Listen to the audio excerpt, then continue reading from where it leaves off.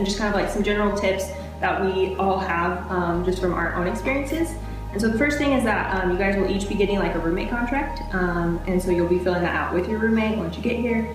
And so we're just gonna kind of go over some things to think about while you're doing that, and kind of the main point is to just learn to like be really flexible, because some of you guys, I don't know, I'm an only child, and so I lived with someone for the first time like ever right when I got here. And so some of you guys will be doing the same thing, and so we have some ideas for you.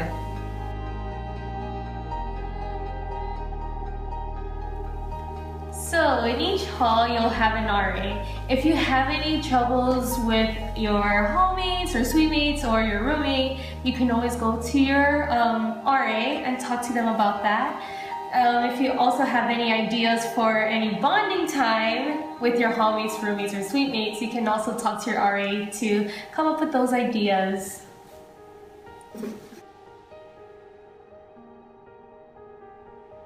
Okay, so one of the main problems that I think people have with their roommates is that they have issues with cleaning, because some people have different ideas of what's acceptable and clean and what's messy. So when you do your roommate contract, figure out if you want to do a cleaning schedule, which you probably should, especially if you're living somewhere like east where there's bathrooms that you have to take care of cleaning. So figure out, like this week you're going to do the vacuuming and I'm going to clean the bathroom, and then we'll swap next week, or figure out like how often you want to do the cleaning, so you don't get frustrated partway through the semester and then just get angry and start passive aggressively leaving rotten fruit in your roommate's drawers, which I don't think anybody would do, but I mean, maybe.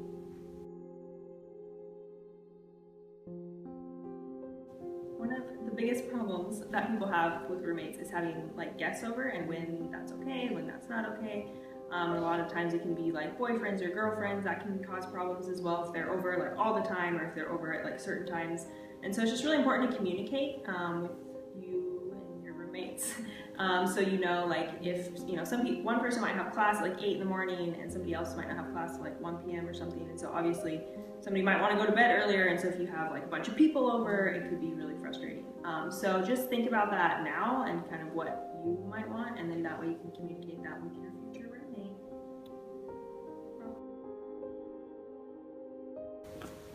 So as part of living in the halls, we do have quiet hours and curfew hours.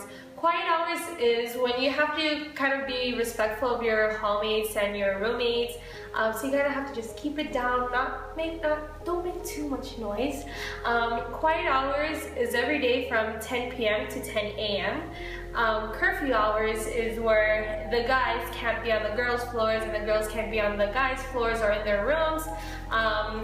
So curfew hours vary on the weekdays. So weekdays, curfew hours is 12 a.m. so midnight, and on the weekends, so Friday, Saturday nights, the curfew hours is 2 a.m.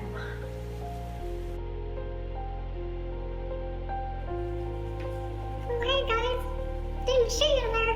I was just hitting up my peeps, Yeah.